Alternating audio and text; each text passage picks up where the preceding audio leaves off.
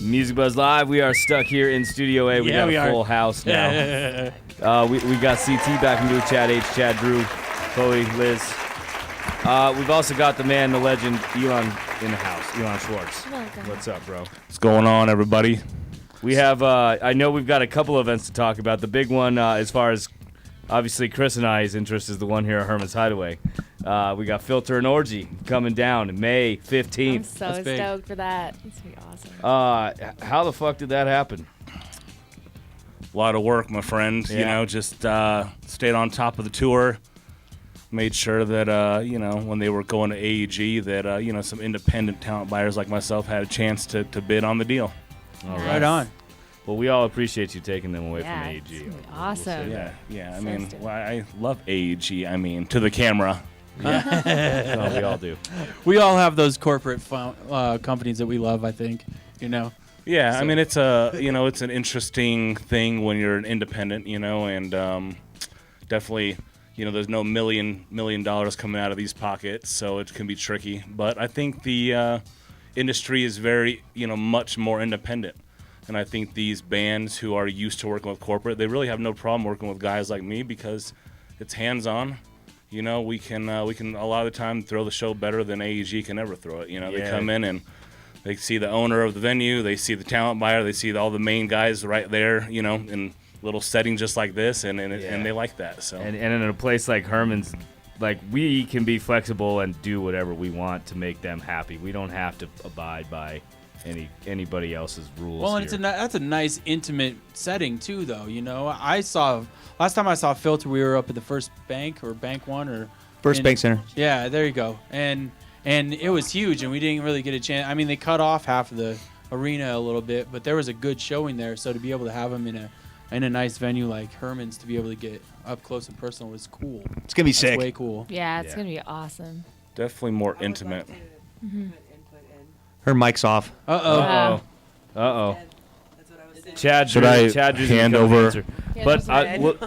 Yeah, you can do that if you want. I have It's two totally mics dead. now. Switch them down. You're about double that? fisting. How's that? Yeah, double fit. I was actually saying that I would like to feed into it, but the mic is dead. That's what I said. Yes. So you Feed guys into know. it. Feed Why you on bringing it. up old shit? Yeah, dude. So, Elon, I got to ask you, do you consider yourself a talent buyer or a promoter?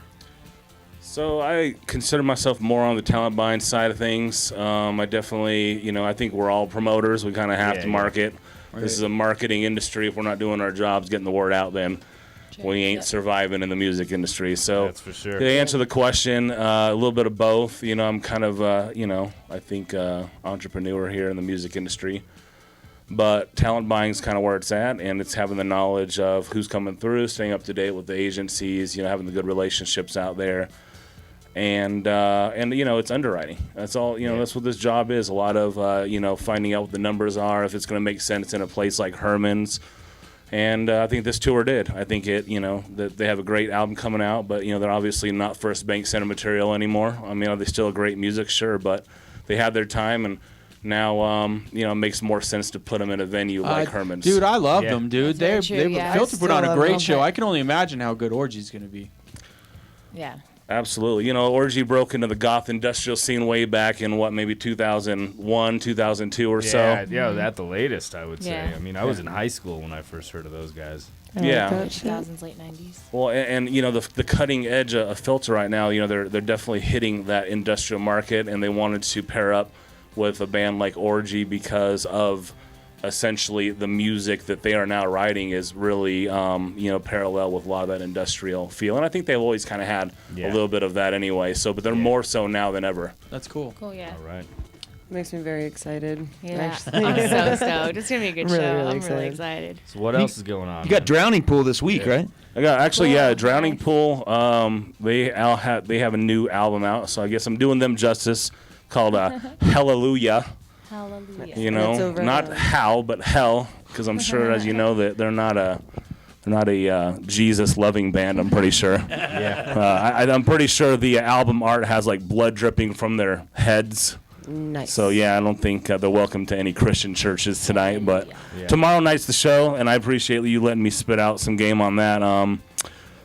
Buffalo Rose, Golden, Colorado. Lola, You know, Golden Lola's on it. represent. Who else is on it? Lola and Lola Black. We Representing have for there's a G-Town. big bill. So let me just make sure that my old dinosaur age memory can. blame Can, it on being a stoner. That's what I do. So we have it's an interesting tour package. Actually, it's Violent New Breed will be opening the show. What's cool about them is they have Max Green from Escape the Fate, which is the bass player and backup vocalist. All right. And then we have Audiotopsy, which has the bass player and the drummer of Mudvayne, currently in Mudvayne. So they're not, former members, but they're currently in Mudvayne. That's big. Mudvayne took a little hiatus. The drummer and bass player, they're just monsters. They don't want to ever stop touring, and so Audiotopsy's on the bill, featuring members of Mudvayne. Of course, we have Lola Black. We all know that they're a great local Denver-based band doing some pretty big national stuff. Who else we have? Let's see. Flood of Souls. Right on. Everyone like Flood of Souls. I'm sure you guys all know them. They deserve it. They deserve it. For sure. Yeah, they're hard workers hitting that street, man. If they're listening, thanks for working your asses off, because that's why you're on the fucking bill. I Right. appreciate Get him, that. Flood of Souls. Yeah. Get him. Am I allowed to Yeah. drop F-bombs here on Yeah, the you World can Say Viral? fuck all you Oh, yeah. I want. think that's what I Fuck like yeah. about streaming. Yes. Fuck yes. God, is that it, man? What am I missing? That's a pretty big bill for a Thursday night, man. Everyone's going to have to, eat their Wheaties in the morning and Yeah. drink lots of coffee. It's when those vodka Red Bulls start coming in handy. So and then they sprung on me. So and this is the interesting, and we can kind of maybe this is something cool to talk about, or maybe not. But the local bands of every city, whatever you call them, Denver based or Los Angeles based. Some of these guys are trying to hit the road, and so there's a buy-on is what they call it. Basically, Murder FM just was informed, I don't know, a couple days ago that they're on the bill.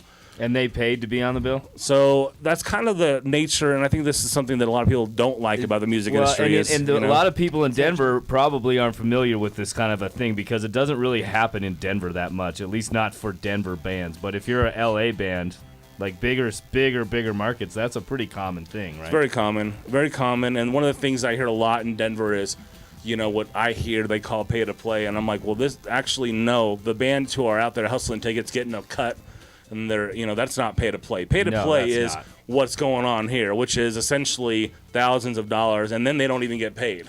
They'll be Right. lucky if they get a hotel room.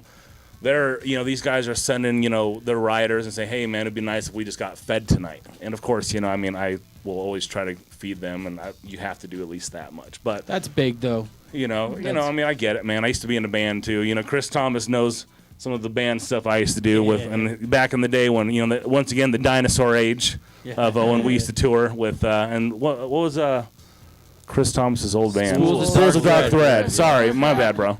We actually. Well, say it the same way. Spools. You don't know Spools? No. Funny enough, we one of our first shows I think we've ever had with them were in the KVPI best band in Denver. Right, it was right. my band, Apathy, Spools of Dark Thread. I think Lost Point was on that, and I think they won the They whole took thing. it, man. Yeah, they took it.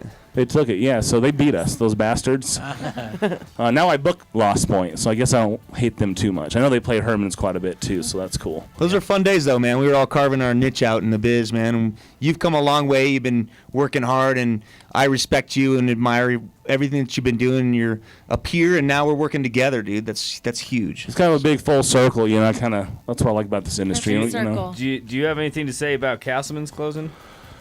So I know you worked. I worked with them a lot. Doing Higher Ground and some other CMB events over the years. So it was a sad day, in sports, man. I spent a lot of years there, learned a lot. The educational part of working there was beautiful. It's what kind of got me here. But it wasn't a venue that could sustain in the market on the location. And, it's a brewery kind of neighborhood, and the Summit Music Hall is right around the corner, and they're going up against some big money competition right up the street. Sure. I mean, I think that everyone has a niche, and the point of being in the industry, or the part that keeps you alive, is finding that niche. Whether it's whatever you guys are doing here, it's finding your niche. There's room for everyone, but finding that niche, you have to be doing it differently. Yeah. And that's why I've always, that's why I'm still going. Yeah. Totally. I wanted to let people know when Castleman's closing, Elon ain't going anywhere. I'm still able to do Drowning Pool and The Filter and all these shows. Why? Because agencies trust me. because the venues trust me. I've developed a reputation. So it's a great feeling to know that, guys like Chris Thomas and the agency group or TKO or any of these big names out there will, continue to support me. Of course, it was difficult. I had to let them know, hey, Councilman's closing. I hope that you guys will still trust me with your events. And so I had to kind of battle out a little bit, even for the filter show, to say, hey, and they were questionable about Herman's, well, what kind of, it's all about making sure they're comfortable with the room and what kind of sound they have in here. And but I got them to say yes, so obviously they must trust me, and so Councilman's closing, man, was a product of a lot of the music industry in general, which is, it's a hard market, man. There's, it's not cheap to do a show. It's not cheap to run a venue. You're talking, tens of thousands of dollars a month just to run a venue. Yep. Right. And the building was never owned. Something that probably people don't know, but the owner never owned the freaking building. So, that doesn't help. It doesn't help meet expenses.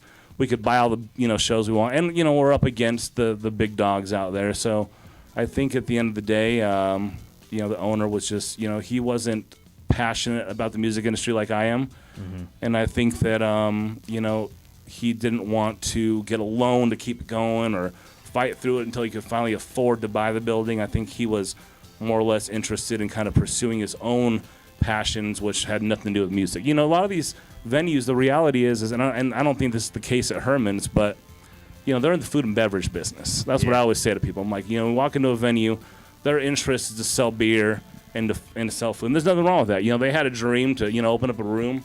And we're in the music business. I'm underwriting deals to get musicians to hit a fucking platform so they could play on a stage.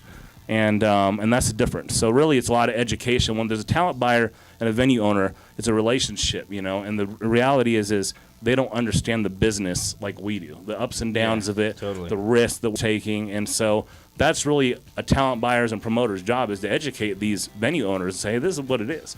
And even the new guys out on the street, you got these new promoters who think, if I put a band, they're just going to come. I mean, I can't even tell you how many times as a talent buyer, I got hit up at Councilman's, like, man, I'm bringing you 1,000 people.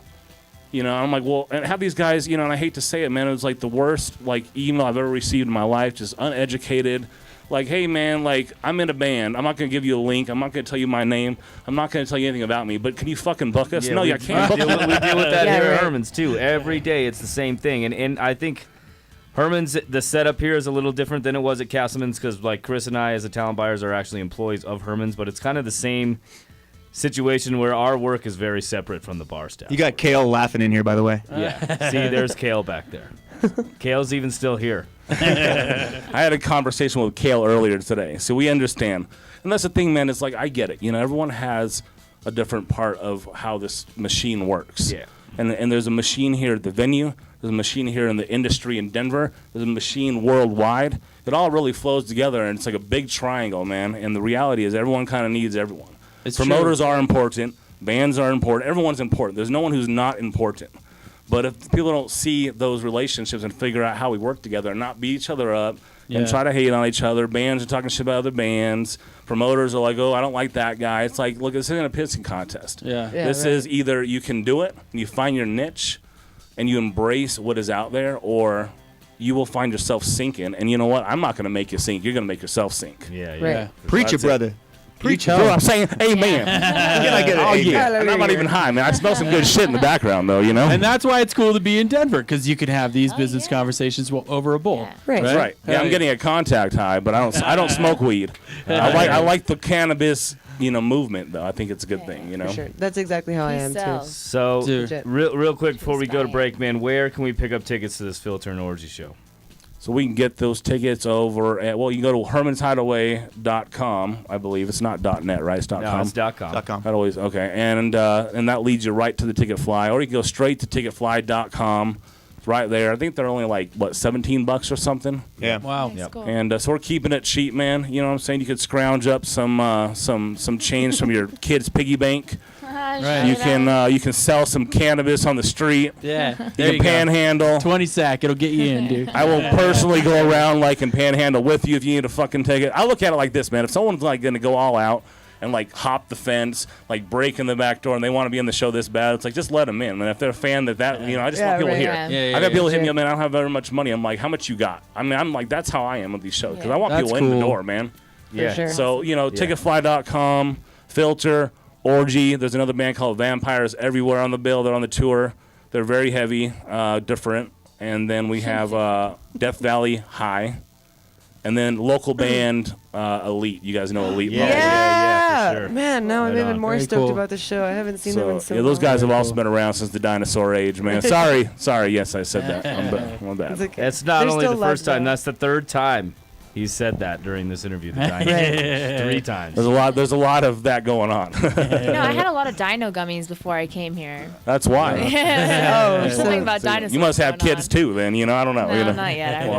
Well, how do you have a dino gummy and not have kids? Well, forever a child. I think Kale hooked you up. That's where he was earlier today, watching kids throw up in the freaking kindergarten campus or something like that. I don't know. All right. Well, the man, Elan Schwartz, thanks for coming down, man. Filter and Orgy. May 15th here at Herman's Hideaway. Get your tickets online at hermanshideaway.com. Yeah. We will be back in just a few minutes. We got Hack It or Axe It coming straight at you. You gonna stick around for that, right, Elon? Yes. All right, we'll be right back. Sweet.